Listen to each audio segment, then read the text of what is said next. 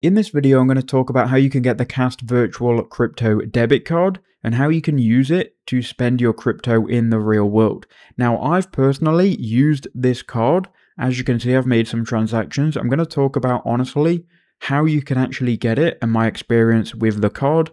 So first, what you need to do is download their app. I'll leave a link in the description below. It's going to give you 200 KAST points, which is up to $14. And you're also going to get a discount on buying future cards.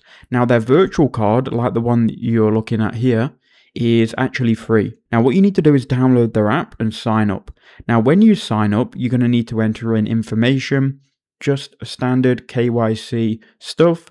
You are going to have to take a photo of identification just to show who you are, but it's very simple stuff. They don't ask for utility bill or anything like that. They just asked for me personally ID. Now, once I added my ID of the country I'm a resident in, I could then use this card.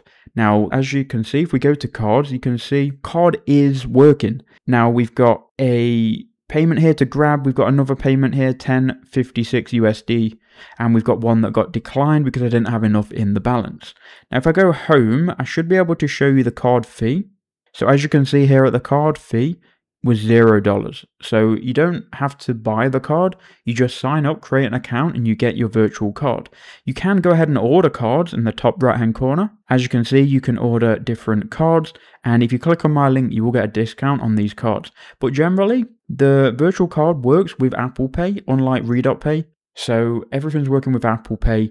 It works online and it seems to be useful. And with Pay, both of these two, I would say you've got a good collection of crypto cards. You could maybe add one more, but try out KAST, link in the description. Let me know what you think.